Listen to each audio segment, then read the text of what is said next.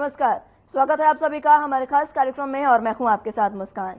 मध्य प्रदेश, राजस्थान और छत्तीसगढ़ के चुनावी नतीजों से उत्साहित बीजेपी लोकसभा के साथ ही हरियाणा विधानसभा के चुनाव कराने की संभावनाएं तलाशने में जुटी है। देश में अगले साल अप्रैल मई में लोकसभा चुनाव होने प्रस्तावित हैं, जबकि हरियाणा विधानसभा का कार्यकाल अगले साल की अक्टूबर महीने में पूरा हो रहा है। ऐसे में चुनाव कभी भी हो सकते हैं। इसी को लेकर हरियाणा के मुख्यमंत्री मनोहर लाल कोई कोर कसर नहीं छोड़ना चाहते। इसी कड़ी में सीएम के आवास पर विधायक दल की बैठक जारी है। माना जा रहा है कि बैठक में विधानसभा सत्र समेत लोकसभा और हरियाणा विधानसभा के चुनाव पर चर्चा संभव है। जिस तरह से प्रदेश में बीजेपी के दिग्गज लगातार जनसंवाद कर रहे हैं, बैठकों का दौर चल रहा है, उससे साफ है कि बीजेपी ने अभी से चुनाव की रणनीति पर काम करना शुरू कर दिया है।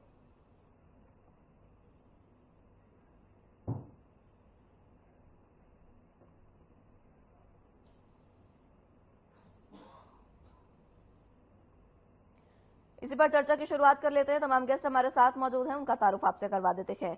शीशपाल जिंदल जी प्रवक्ता बीजेपी से हमारे साथ मौजूद हैं, रमन सिंह जी प्रवक्ता कांग्रेस से हमारे साथ मौजूद हैं और ओंकार सिंह जी प्रवक्ता इनेलो से हमारे साथ मौजूद हैं। आप सभी का बहुत स्वागत है हमारे खास कार्यक्रम में। शुरुआत शीशपाल जिंदल जी आपसे करना चाहूंगी।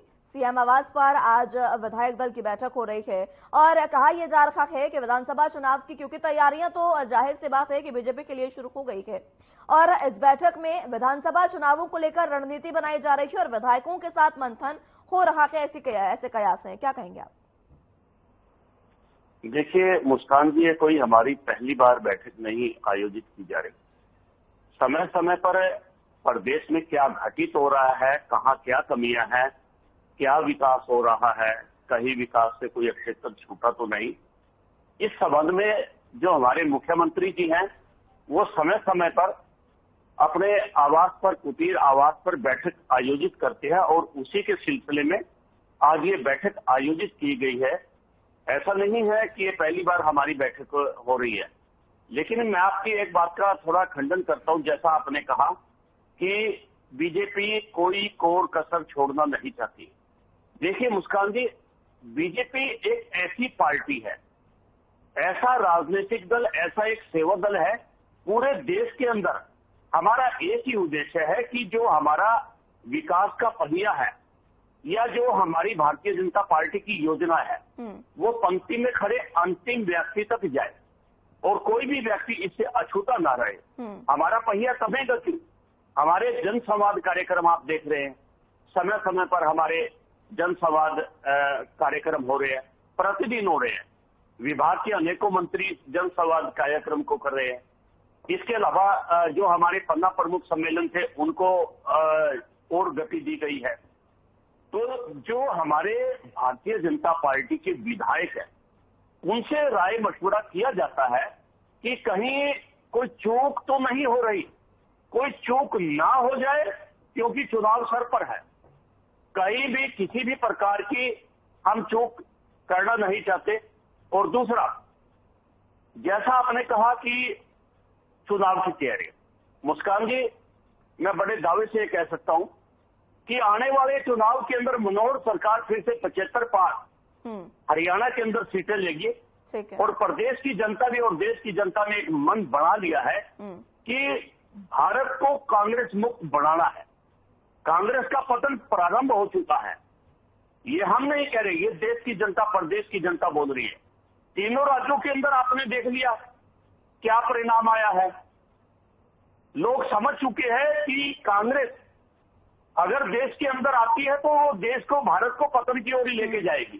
ठीक है। जो अंग्रेजों की पद्धति पर चलते हैं उनको सबक सिखाने के लिए देश के मतदाताओं ने मन बना लिया है और तीसरी बार केंद्र के अंदर मोदी जी फिर हैट्रिक बनाकर देश के सेवादार के रूप में कार्य करने आ रहे हैं। जी ठीक है जिंदल साहब। रमन जी, क्योंकि बीजेपी ने तो देखिए तैयारी शुरू कर ली है और बीजेपी कह रही है कि भाई हम तो हमेशा से चुनावी मोड में रहते हैं और अब की बार 75 पार का नारा एक बार फिर से दिया है जिंदल साहब ने, क्या कहेंगे आप? क्योंकि कांग्रेस की तैयारियां कहीं दिख नहीं रही है अभी प्रदेश में।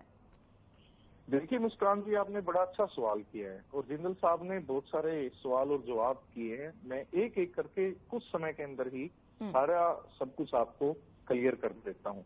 पहली बात तो सेशन को लेके या चुनाव को लेके जो भी मीटिंग है, चलो इनका एक इंटरनल मामला है, खट्टर साहब मीटिंग बुला सकते हैं विधायकों की, तो इनकी पार्टी का निजी मामला है। दूसरी बात ये है कि अगर सेशन को लेके मीटिंग्स है तो मैं एक बात कहना, बताना और पूछना भी चाहता हूँ, आपका चैनल एक पर्सी चैनल है कि 3 दिन के लिए सिर्फ सेशन, हमारे प्रांत में इतने इश्यूज हैं, आप आज देख लीजिए, किसान पर चर्चा होनी चाहिए, क्या किसान की आय दुगनी हुई, एमएसपी पे किसान की फसल बिकी, हेल्थ का इश्यूज है बहुत बड़ा। मुस्कान जी, हेल्थ मिनिस्टर 2 महीने से काम नहीं कर रहे, हॉस्पिटल के अंदर डॉक्टर है तो दवाई नहीं है, ये हालात हो चुके थे।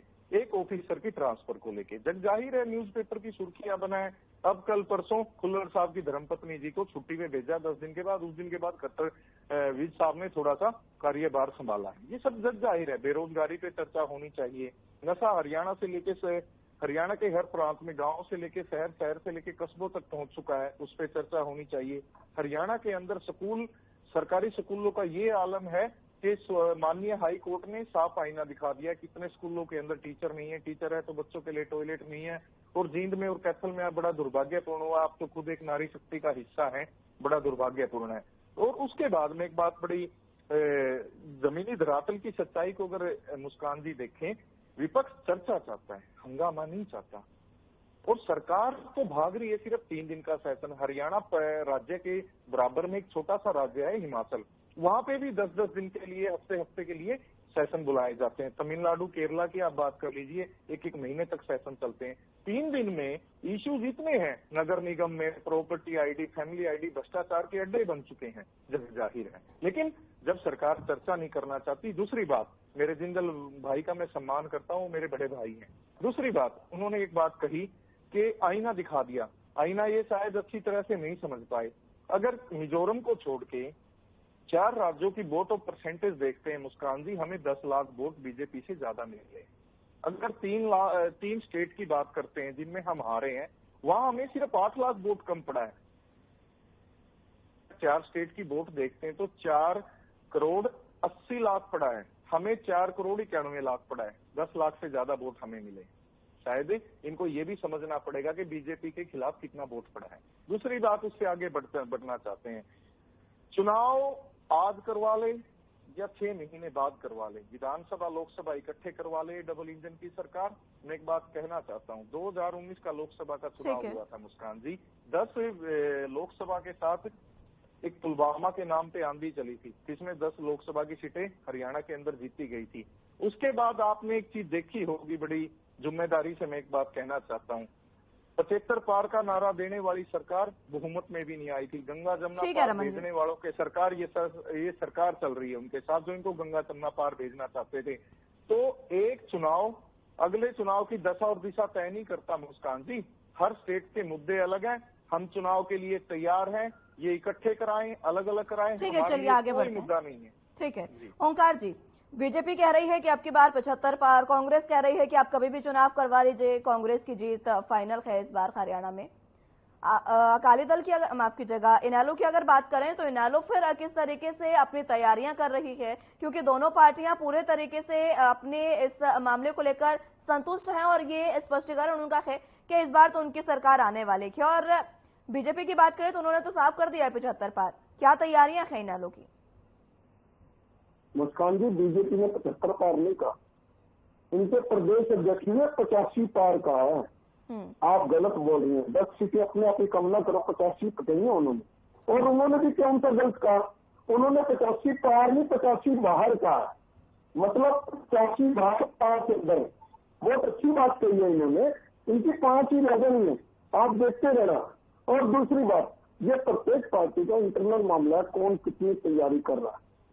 आज पूरा प्रदेश महंगाई, बेरोजगारी, भ्रष्टाचार, अपराध, पेपर लीक मामलों में नंबर 1 बन चुका है, और प्रॉपर्टी आईडी और लाख 50।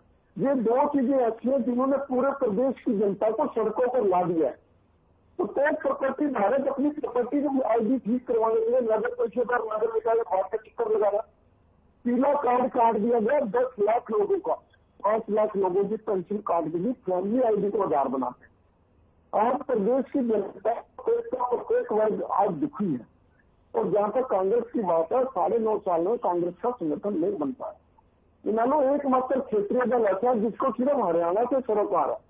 राष्ट्रीय पार्टियों को हरियाणा भी देखना, दिल्ली भी देखना और दूसरे राज्य भी देखने। हमने सिर्फ हरियाणा से सरोकार, हमने हरियाणा की जनता की सेवा करनी और परिवर्तन पद यात्रा में जिस तरह से जनता का हमें सहयोग और साथ मिला है, जो अभी तो कहना जी एक बार स्पष्ट की कि हम परिवार पेंशन जो इस वक्त सारे कार्यक्रम मिल रही है 75 को करेंगे, हर घर में एक गैस सिलेंडर फ्री देंगे, हर घर एक रोजगार देंगे, प्रत्येक महिला को 1100 रुपये प्रति माह महंगाई से खर्चे प्रतिपूर्ण के लिए देंगे, ओपीएस पेंशन दोबारा से लागू करेंगे, बिजली के बिलों पर कंट्रोल करेंगे और सबसे बड़ी बात प्रत्येक बच्चे को शिक्षा और स्वास्थ्य का पूर्ण अधिकार देंगे, पूर्ण खर्चा सरकार वहन करेगी। ये सारी चीजें जब जनता के सामने गई तो जनता का भी कुछ फैसला आता है। हमने अपनी तैयारी पूरी, हमारा संगठन हर एक लेवल पर कंप्लीट है, हमारे में कोई फूट नहीं है। एक ही हमारे नेता हैं जो सर्वमान्य है और उन्हीं की अध्यक्षता में इलेक्शन लड़ा जाएगा। बीजेपी की बात कर लो या कांग्रेस की बात कर लो, इनके कई धड़े हैं। कांग्रेस के धड़े तो साफ नजर आते हैं, बीजेपी के धड़े साफ नहीं नजर आ रहे। बीजेपी में भी बहुत सारे। आज अगर बात की जाए तो बीजेपी तो 2019 में चुनाव से बाहर कर दी थी जनता ने, लेकिन क्योंकि गठबंधन की राजनीति हुई, उस पार्टी ने गठबंधन दिया, ने सहारा दिया बीजेपी को, जिन्होंने उनको यमुना पार भेजने का काम करना था। आज अगर देखा जाए तो सरकार के प्रत्येक वर्ग दुखी है और सिर्फ और सिर्फ एकमात्र इनेलो ही एकमात्र पार्टी है जो क्षेत्रीय दल होने के नाते हरियाणा की जनता को की समस्या को अच्छी तरह से समझती है और उनकी समस्याओं के निदान के लिए पूरी तरह से तैयार। ठीक है रमन जी, आप कुछ कहना चाह रहे थे, अपनी बात रखें। मैं आ रही हूँ जिंदल साहब। कि कांग्रेस के बारे में संगठन को लेके पता नहीं क्या क्या इन्होंने बयान दिया। जो पार्टी 20 साल से सत्ता में नहीं है, जिनके पास सिर्फ एक विधायक है, वो सुझाव बड़े अच्छे देते हैं, लेकिन वो भूल गए कि हम तो घर घर तक पहुंच चुके हैं। सिंह साहब, आप मेरे बड़े भाई हो, हमने हाथ से हाथ जोड़ो अभियान के तहत हम घर तक पहुंच चुके हैं। अगर संगठन नहीं है तो रमन सिंह बगैर संगठन के तो यहाँ नहीं बैठा ना। संगठन का ही होता है कि आज कांग्रेस पार्टी का प्रवक्ता आपके सामने बैठा है। हमारे पास पीसीसी के डेलीगेशन हैं, एआईसीसी के डेलीगेशन हैं, हमारे पास कंप्लीट बॉडी है और हमारे पास आप देख लीजिए चुनाव लड़ने के लिए हमारा कार्यकर्ता जो हमारी रीढ़ की हड्डी है। कांग्रेस एक कार्डर बेस्ड पार्टी है। कोई भी चुनाव कोई भी परिस्थितियों में लड़ने के लिए हमारा कार्यकर्ता सक्षम है। आप माननीय हुड्डा जी और हमारे प्रदेश अध्यक्ष जी के कार्यक्रम देख लीजिए, हर लोकसभा के तहत प्रोग्राम हो रहे हैं, विधानसभा के तहत प्रोग्राम हो रहे हैं और जनता हमें पूरा समर्थन मिल रहा है। हजारों की भीड़, आपको मीडिया का चैनल है मुस्कान जी, आप हमेशा देखते हैं, सोशल मीडिया का जमाना है, एक ऐसा दौर है कि आज 10 मिनट बाद सब कुछ पता चल जाता है। तो मैं एक चीज कहना चाहता हूं हमारे सिंह साहब से कि सुझाव आपका जरूर हम रखेंगे अपने पास, लेकिन आज दुर्भाग्य की बात है कि जो पार्टी 20 साल से सत्ता में नहीं है और आने वाले दौर में भी जिसकी कोई आशा किरण और उम्मीद नहीं दिखाई देती, वो सुझाव देती है। तो सिंह साहब, आपके सुझाव का हम सम्मान करते हैं। ठीक है जिंदल साहब, आप कुछ कहना चाह रहे थे, अपनी बात रखें। देखिए मुस्कान जी, ओंकार भाई या तो वो चश्मा लगाना भूल गए या मेरे ख्याल से नंबर से ज्यादा बड़ा चश्मा इन्होंने लगा दिया। एक कहावत इन पे पूरी तरह फिट बैठती है कि ढाक के 3 पार। ओंकार जी, जो स्थिति आपकी पहले थी वही स्थिति प्रदेश में आज है और वही स्थिति आपकी चुनाव के बाद रहेगी। आप मेहनत कर लो या ना कर लो, वही आपके ढाक के 3 पार है। दूसरा, आप जिक्र करते हो बार बार बुढ़ापा पेंशन का या 5 लाख लोगों की पेंशन काटने का। असल में आपको तकलीफ ये है कि पेंशन के नाम पर जो आप लोगों के उगाही करते थे, फर्जी पेंशन वाला आपने चला रखा था, उसको भारतीय जनता पार्टी ने कंट्रोल किया है और फर्जी पेंशन जो आप लोगों की जेब में जाती थी उसको हमने निरस्त करके जो इसके पात्र लोग हैं केवल उन्हीं को पेंशन जाती है। आप तो राशन का जो भी आता था डिपो में वो खा जाते थे, केरोसिन का तेल खा जाते थे, गरीबों की गेहूं खा जाते थे, जो 1-2 किलो चना आता था, दाल आ जाती थी, वो खा जाते थे। आपने छोड़ा ही क्या है गरीब लोगों के लिए।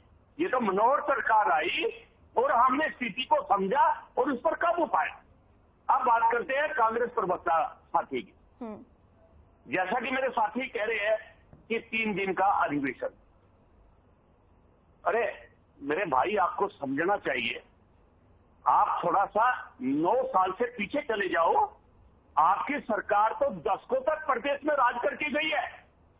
1 वर्ष के अंदर आप कितनी बार सेशन बुलाते थे, कितनी बार अधिवेशन बुलाते थे।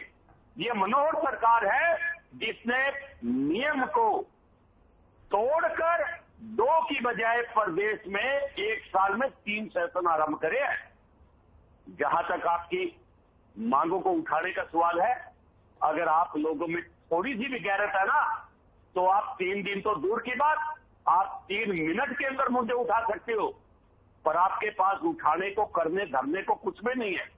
एक ही उद्देश्य है कि भारतीय जनता पार्टी की जो गति है उसको किस प्रकार से रोका जाए। लेकिन मेरे भाई ये गति रुकने वाली नहीं है। देश के लोग, प्रदेश के लोग मन बना चुके हैं।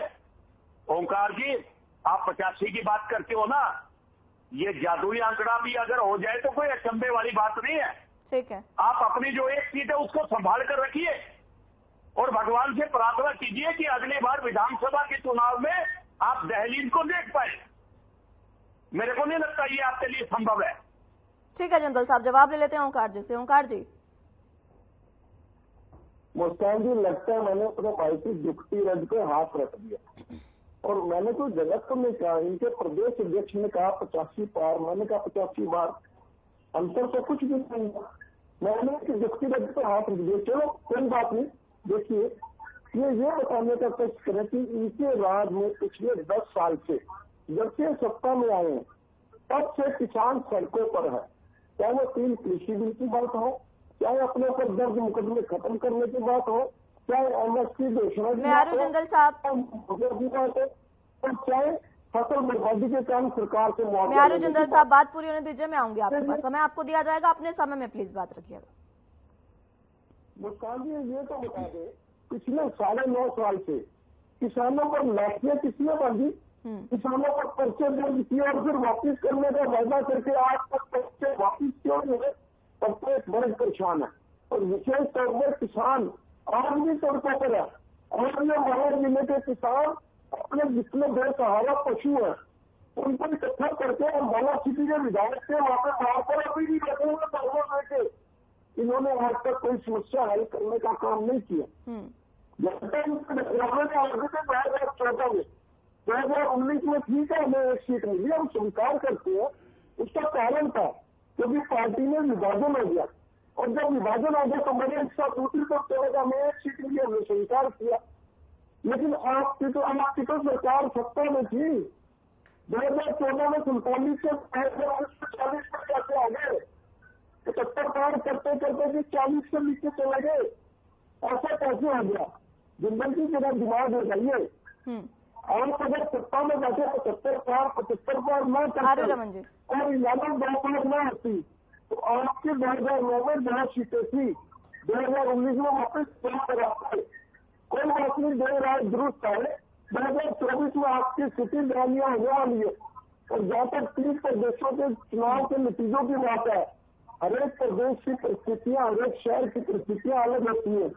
प्रत्येक प्रदेश की जनता की समस्याएं भी अलग होती है, समाधान अलग होता है। ठीक है, वो ठीक है। मध्य प्रदेश राष्ट्रीय की समस्याएं है थी। हरियाणा में वहाँ पे कोई भी क्षेत्रीय दल नहीं है जहाँ पे आप जीते हो। हरियाणा में क्षेत्रीय दल है, तेलंगाना में क्षेत्रीय दल है, इसलिए वहाँ पे तेलंगाना वाले जीते हैं। आपको हरियाणा में देखना भी पड़ेगा कितने आप हमारी बात कर रहे हो। हम ठीक है, चलिए आगे बढ़ते हैं। ठीक है, ठीक है ओंकार साहब, आगे बढ़ते हैं। मैं आ रही हूँ रमन जी आपके पास। जिंदल जी, आप पर सवाल था, मात्र 15 सेकंड में जल्दी से जवाब दीजिएगा। रमन जी बहुत समय से इंतजार कर रहे हैं। देखिए मुस्कान जी, ओंकार भाई कहते हैं कि पिछली बार नारा था 75 पार। ओंकार जी, 75 पार तो हमने लेनी थी पिछली बार भी, लेकिन प्रदेश की जो जनता है, मतदाता है, वो समझदार थे। उन्होंने एक ऐसा विपक्ष खड़ा किया था जिससे उम्मीद थी कि वो बढ़िया विपक्ष की भूमिका अदा करे। लेकिन बड़े खेद की बात है, आप और पूरा विपक्ष पूरी तरह से नालायक साबित हुआ। ठीक है। और अब के बार प्रदेश की जो जनता है आपको दोबारा मौका नहीं मिलेगी और 75 बार भारतीय जनता पार्टी करेगी। ठीक है जिंदल जी। रमन जी, देखिए जिंदल साहब ने एक बात कही कि सेशन के समय को लेकर मैं उनको याद दिलाना चाहूंगा कि जब सेशन चलते थे तो उनके पास सिर्फ 4 विधायक थे सवाल जवाब करने के लिए। आज कांग्रेस पार्टी विपक्ष में होने के नाते 30 विधायकों के साथ विधानसभा के पटल पे खड़ी है मुस्कान जी। हम चर्चा चाहते हैं, हंगामा नहीं चाहते। अगर सरकार की मंशा साफ है तो सेशन का समय बढ़ाए ना, क्योंकि सड़कें टूटी हुई है, हॉस्पिटलों के क्या हालात है, स्कूल के क्या हालात हैं, लॉ एंड ऑर्डर कहाँ है। आप एक चीज देख लीजिए, 30 मौतें हो गई यमुनानगर के पास जहरीली शराब से। हम चर्चा चाहते हैं, हम भाग नहीं रहे, ना हम हंगामा कर रहे, सरकार भाग रही है। अगर सरकार की मंशा साफ है, सरकार के 2 चेहरे नहीं है, तो एक चेहरे के साथ जनता के बीच में आए, उसके बाद इधर उधर की बातें करके अपने आप को बचाना बंद करें। हम ये चाहते हैं कि चर्चा हो, हम चर्चा के लिए तो समय मांग रहे हैं, समय बढ़ाने की बात कर रहे हैं। तो जब सरकार गिर जाती है तो मुस्कान जी इधर उधर की बात करके निकल जाती है, लेकिन जनता ये सब चीजें देख रही है। 85 क्या, ये लोग जितना मर्जी नकारा दे लें, अब की बार ये 20 भी नहीं पकड़ पाएंगे। इनके हालात विधानसभा में ऐसे हो जाएंगे, चाहे इकट्ठे करा ले लोकसभा के बाद, चाहे बाद में करा ले। जनता ने अपना मन बना लिया है कि जो इस डबल इंजन की सरकार ने हरियाणा को लूटा है, आज आप देख लीजिए, कोई किसी को गोली मार देता है, कोई किसी से फिरौती मांग लेता है, कानून व्यवस्था शर्मसार है। लेकिन इनसे बैठ के बातें अच्छी अच्छी सुन लो। कल की मुस्कान जी सच्चाई कुछ और है।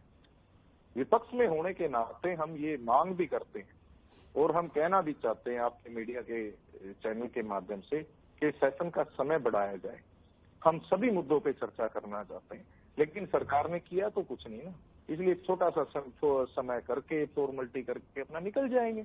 जनता को कुछ नहीं मिलना। किसान पीड़ित है, किसान की फसल बेचने से पहले उसको जेल में जाना पड़ता है, हर तरफ हाहाकार मचा हुआ है, कर्मचारी धरनों पे हैं। कोई ऐसा सरकार से जुड़ा हुआ तंत्र ऐसा नहीं है, चाहे वो किसी विभाग के कर्मचारी हो, सरपंच हो, रमन जी समय समाप्त हो रहा है, जिसको इन्होंने ठीक है रमन जी, समय समाप्त हो रहा है। प्लीज जिंदल साहब 15 सेकंड, आखिरी कमेंट आपका। ये बात करते हैं किसानों की। अरे रमन जी, आपका शासन याद कीजिए, आप लोगों ने तो किसानों को सरेआम गोलियां चलाई है। जो लोग आपको ज्ञापन देने आते थे, किसी भी संस्था के कोई कर्मचारी, उनको लाठियों से भांजा है। आप याद कीजिए, हुड्डा जी का जब शासन था, जो टीचर आपको ज्ञापन देने गए थे, सरेआम गोलियां चलाई थी। ठीक है। महिला टीचरों की हत्या की गई थी। भारतीय जनता पार्टी कम से कम अपने प्रदेश के लोगों की बात तो सुनती है। आपके पास क्या है? लंबे चौड़े मुद्दे हैं, आप लेके आइए अधिवेशन के अंदर। आपने मुद्दे जो उठाने हम भली भांति जानते हैं। जो आप लोगों की फर्जी पेंशन वाली की योजना थी, उन मुद्दों को उठाते हैं। आपके पास कहने करने को है ही कुछ नहीं। भारतीय जनता पार्टी ने जो मन बढ़ाया है, जो हमारी सरकार का लक्ष्य है कि ठीक है जिंदल साहब, समय समाप्त हो रहा है। ठीक है ओंकार जी, 15 सेकंड में आपका आखिरी कमेंट। देखिए मुस्कान जी, आज प्रदेश बेरोजगारी में नंबर 1 हो चुका है और नशे में भी उल्टा हरियाणा हो रहा है। आज बेरोजगारी में नंबर 1 हो चुका है। ये कहते हैं हमने 1,10,000 रोजगार दिए। मैंने कल डिबेट में पूछा था, आपने बता दीजिए कि पिछले 9-9.5 साल में कितने देश कर्मचारियों को रिटायर हुए। आप कहते 1,10,000 रोजगार दिए, रिटायर तो बता दीजिए कितने हुए। इन्होंने ने घोषणा करी थी हर घर रोजगार देंगे, और जिस घर में रोजगार नहीं दे पाएंगे उस जगह पढ़े लिखे शिक्षित बेरोजगार को 21,000 को बेरोजगारी भत्ता देंगे।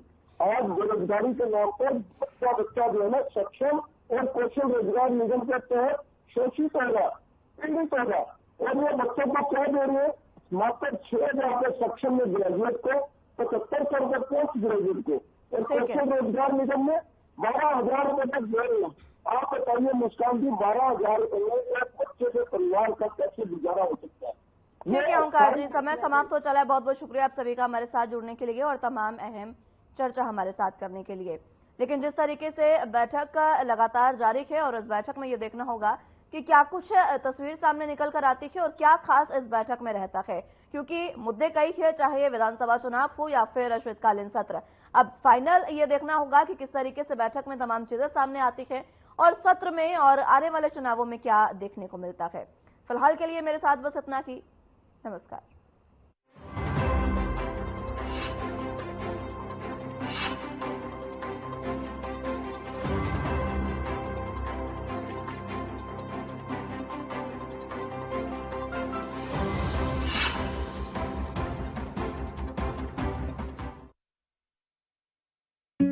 Hey mom, hey, look, I can download a song really fast.